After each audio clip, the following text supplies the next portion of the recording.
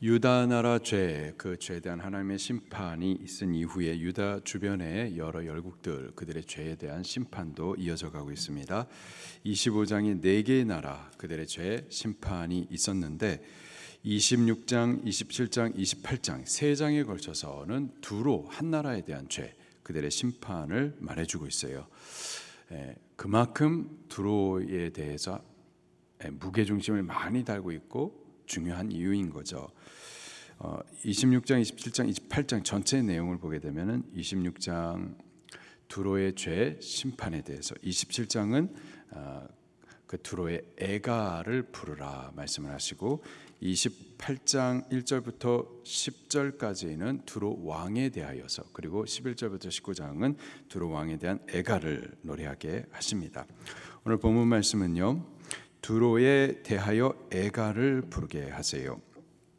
1절과 2절 말씀을 같이 읽겠습니다. 시작. 여호와의 말씀이 내게 임하여 이르시되 인자야 너는 두로를 위하여 슬픈 노래를 지으라. 슬픈 노래, 애가를 말하죠. 애가는 죽은 사람을 위하여서 애도하며 부르는 노래인 거죠. 이 두로, 화려하고 영광스러운 나라, 많은 부와 힘을 갖고 있었던 나라, 근데 망할 것에 대하여서 다시 한번 확증하여서 애가를 부르라 말씀을 하고 계십니다. 3절 말씀도 같이 읽겠습니다. 시작. 너는 두로를 향하여 이르기를 바다어기에 거주하면서 여러 섬 백성과 거래하는 자여, 주 여호와께서 이같이 말씀하시되 두로야 내가 말하기를 나는 온전히 아름답다 하였도다. 이 두로라는 나라는 이스라엘 바로 위에 붙어서 그 지중해 해변에 자리 잡은 해상 무역 국가였어요. 그 무역을 통하여서 어마어마한 부를 축적을 했었고 힘이 있었습니다. 곳곳에 식민지 나라를 세우고 왕들을 세워가지고 다스렸었던 그런 나라였었어요. 화려하고 영광이 극에 달했었습니다. 그가 스스로 말하기를 나는 온전히 아름답다. 그냥 아름다운 게 아니라 온전히 아름답다. 그렇게 자기의 아름다움을 인식을 하고 있었습니다. 저가 어떻게 아름다웠었는지, 무역하는 나라로서 아주 화려한 영광스러운 배로 비유하여서 자기를 표현을 해주고 있어요. 5절부터 보면은요, 이 배가 어떠한 재료로 이렇게 장식되어 있는지를 통하여서 이 두로가 얼마나 화려하고 영광스러운 나라였었는지를 이렇게 또 묘사를 해주고 있습니다. 5절 말씀부터 보면은요, 스닐의 잣나무로 내 판자를 만들었으며, 스닐 헤르몬산을 말합니다. 헤르몬산에서 잣나무, 창세기 6장에 보게 되면은 노아의 홍수, 노아가 방주를 만들었는데 그 재료가 잣나무였었어요. 내구성이 강해가지고 목재로 특별히 배를 만드는데 쓰였었던 좋은 나무. 근데 그것도 헤르몬산에서 가져온 잣나무로 이 판자를 만들었고, 또 레바논의 백향목, 솔로몬의 성전, 그리고 왕궁 다 백향목으로 만들었죠. 이 백향목, 레바논에 있는 백향목은 향기도 좋지만은 이게 크고 반듯해 가지고 뭐 2m 지름, 그리고 막 30m 높이 반듯한 나무, 아주 백향목은 레바논이었었어요. 그런 좋은 나무를 가져다가 돛대를 만들었고, 6절에 바산의 상수리 나무로 노를 만들었고, 기띔섬, 구브로섬입니다. 거기서 황량목의 상아로 꾸며서 갑판을 만들었고, 또 애굽의 수놓은 가는 배로 돛을 만들고 깃발을 삼았고, 엘리사섬의 청색 자색 배로 차이를 덮개를 만들었도다. 보니까는 최고급 제품들, 그것도요 한 나라가 아니라 여러 나라에서, 각 나라 열방에서 최고의 좋은 재료들, 명품들만 가져와 가지고 자기 자신을 아름답고 영광스럽게 화려하게 이렇게 꾸몄었던 거죠. 이게 두로의 당시의 모습이었었던 거예요. 그리고 8절부터 11절 말씀을 보게 되면은요, 이 두로가 자기 자신이 바다 위에 서 있는 아주 멋있고 화려하고 영광스러운 배, 근데 그 배가 그냥 돌아가는 게 아니라 뭐 사공도 있을 거고 뭐 수리공도 있었을 거고, 이렇게 두고 사용하는 사람들, 이 사람들도 보니까는 열방에 있는 힘 있는 사람들을 다 불러다 놓고 사용을 했었어요. 9절 말씀부터 보니까 8절 말씀부터 보니까는 시돈과 아르왓 주민들 그들을 사공으로 썼고 그리고 두로는 지혜로운 자들 가운데 선장이 되었다. 시돈과 아르왓 이 두로 위에 있는 나라들인데요. 다 두로와 경쟁했었던 나라들인데 다 화려하고 영광스러운 나라들인데 근데 그들을 불러다 놓고 사공을 시켰다. 그리고 두로 자신은 선장이 되었다. 이렇게 말하고 있어요. 그리고 9절에 그발의 노인과 지혜자들 그들은 내 가운데 배의 틈을 막는 자가 되었도다.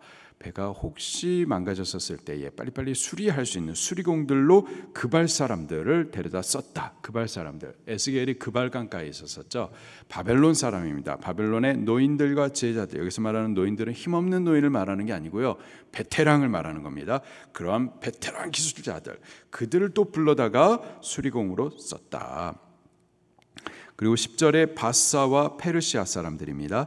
거기 룻과 붓 거기에서 군대의 병정으로 또 용병을 들여서 데려와서 배에 또 들였고 11절에 아르왓 사람 아르왓 사람들 다 저기 두로 위에 있는 사람들입니다. 거기 다 돈 주고 불러가지고는 용병으로 그렇게 사용을 했었다. 지금 각 나라에서 최고의 사람들을 갖다가 불러다 놓고 그리고 밑에서 사용하는 이렇게 사용을 했었었다. 그만큼 두로가 힘 있는 나라였었던 거죠. 12절부터 25절까지 말씀을 보게 되면요, 두로가 무역하는 나라로서 무역으로 많은 부와 힘을 축적했었던 나라였었는데 그가 어떤 것들을 무역품으로 받았었는지를 쭉 기록을 해주고 있는데요. 먼저 보면은 누구와 무역을 했는지를 쭉 나열되어 있습니다. 12절부터 보면은 다시스라고 그랬는데 이 다시스는 지중해 맨 끝에 스페인 아래쪽에 있는 항구 도시예요. 그러니까는 지중해 맨 서쪽 끝. 신약 시대에도 바울만 하더라도요. 내가 로마로 가가지고 결국은 땅 끝까지 가가지고 복음을 증거하겠다. 그곳이 바로 이 스페인이었었는데 서바나였었는데 이 구약 시대 당시에 그 서바나 아래 거기가 다시스인데요. 지중해 맨 끝 거기까지 가가지고 지금 무역을 했었던 거죠. 그리고 13절에 보니까 야완과 두발과 메색, 야완은 그리스 나라를 말하고요.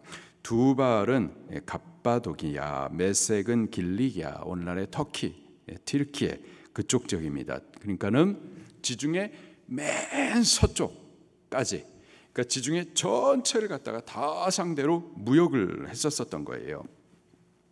그리고 15절 말씀에 도갈마 족속, 도갈마는 흑해와 카스피의 중간에 위치한 나라입니다.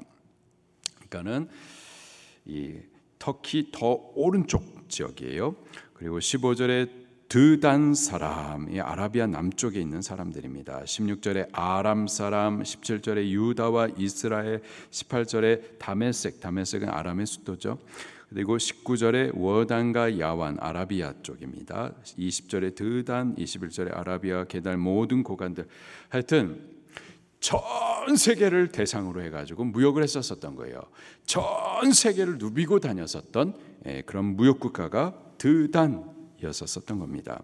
그리고 그가 무역을 하면서 그래서 그 무역 품들은 또 도대체 뭐 어떤 제품들이었는가 보니까는 뭐 쌀과 보리 이런 생필품이 아니었었던 거예요. 뭐 고구마, 감자, 옥수수 이런 구황작물 겨우 먹고 살기 위해서 하는 것이 아니었었고요. 저가 무역하는 그 무역품들의 내용들을 또 쭉 보면은요. 12절을 보니까 각종 보화를 무역을 했었어요. 또 15절 말씀을 보니까는 상아와 박달나무, 상아가 코끼리 이 코뼈죠. 그리고 16절에 보니까 남보석, 산호, 홍보석, 22절 말씀에 보니까는 극상품 향재료, 각종 보석과 황금, 24절 말씀을 같이 읽겠습니다. 시작. 이들이 아름다운 물품 곧 청색 옷과 수놓은 물품과 빛난 옷을 백향목 상자에 담고 노끈으로 묶어 가지고 너와 거래하여 내 물품을 바꾸어 갔도다.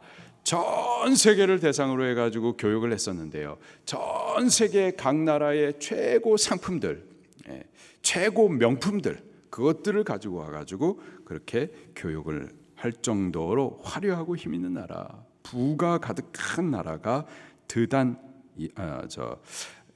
어디죠? 두로였었던 거죠. 이렇게 무역을 하면서 아주 화려하고 영광스럽게 자기 자신을 장식하고 치장하고 그렇게 누렸었던 나라가 바로 두로였었습니다.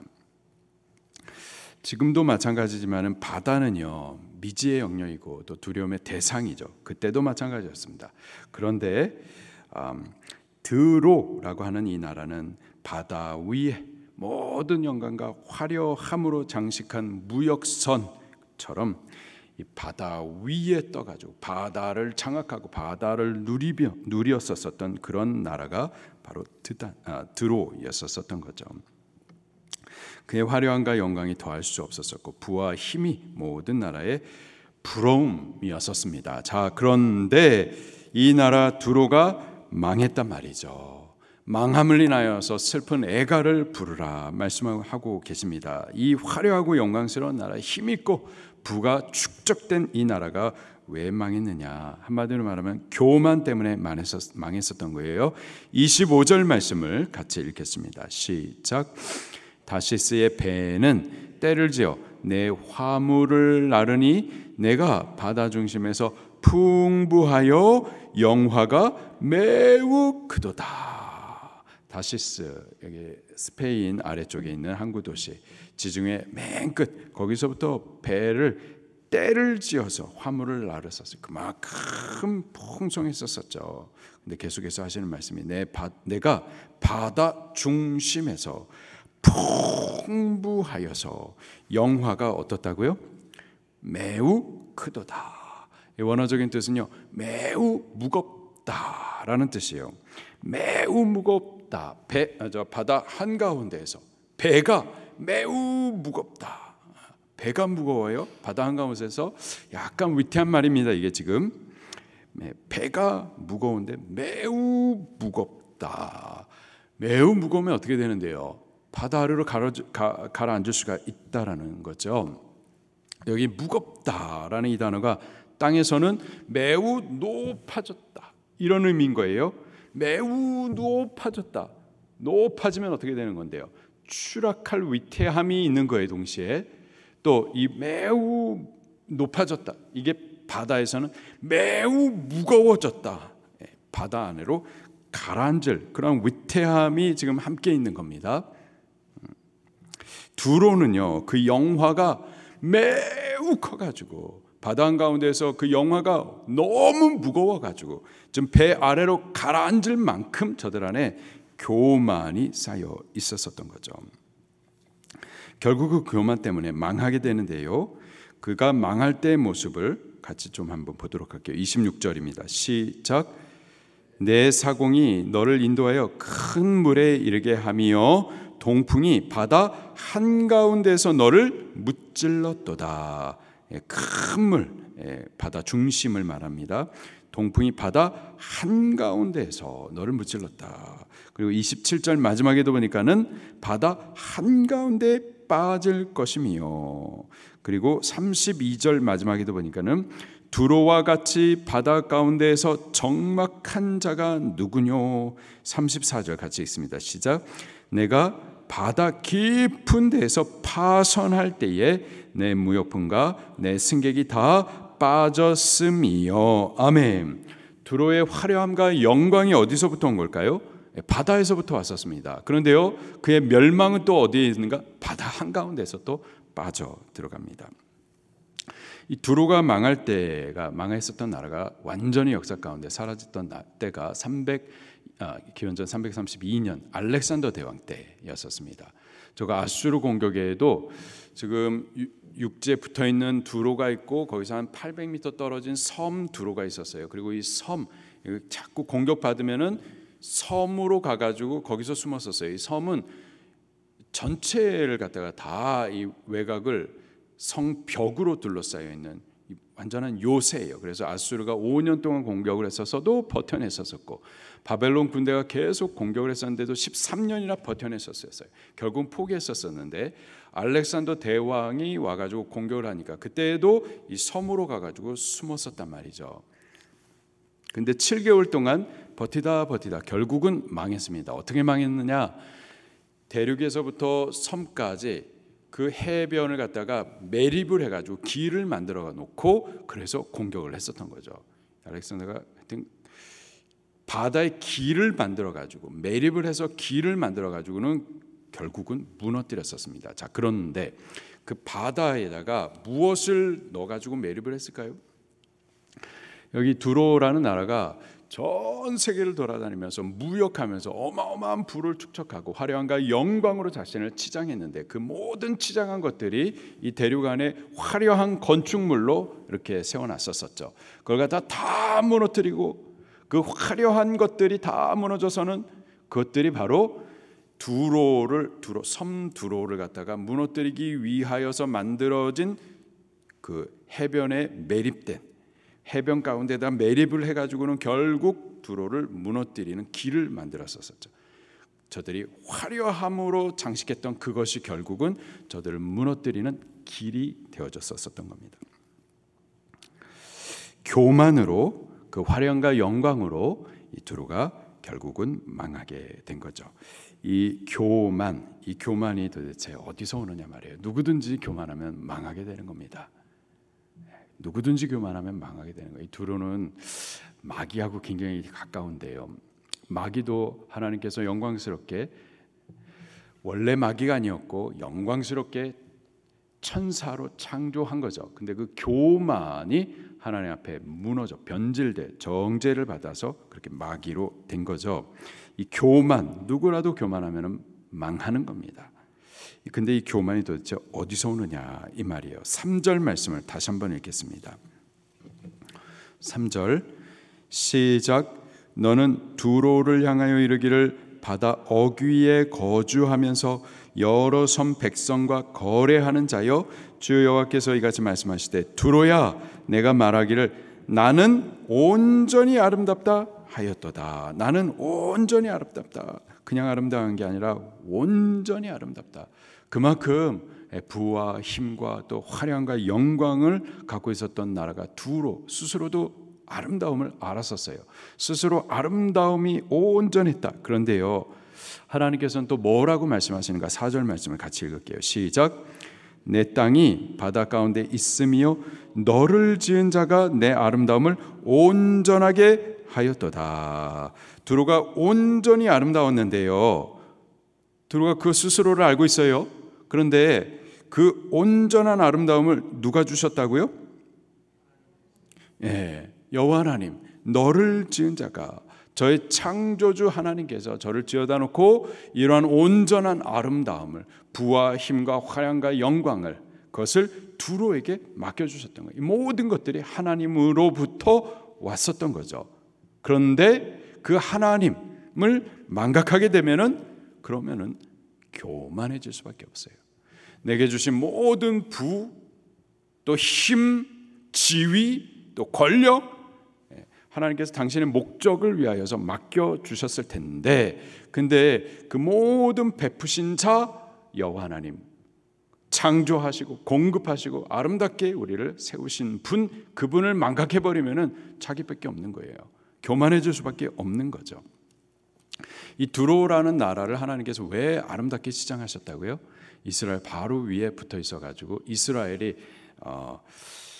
만민의 문으로 하나님께서 세우셨는데, 하나님께서 그 나라를 견고하게 세우시고 또 하나님의 은혜와 복, 그리고 하나님의 통치가 이 나라를 통하여서 만민 가운데 흐르도록 만민의 문으로 이스라엘을 세우시는데, 바로 이 일을 위하여서 두로가 돕도록 하나님께서 그에게 부도 주시고 힘도 주시고 지위도 권력도 주시고 많은 아름다움을, 영광을 다 부어주셔서 바로 받은 그것으로 이스라엘이 이스라엘로, 하나님의 나라로, 열방의 문으로 그렇게 세워지도록 섬기고 돕도록 바로 그 사역을 위해서, 그 목적을 위해서 하나님께서 저에게 다 맡기셨는데 그 목적을 망각하게 되게 되면은 교만해지게 되는 거예요.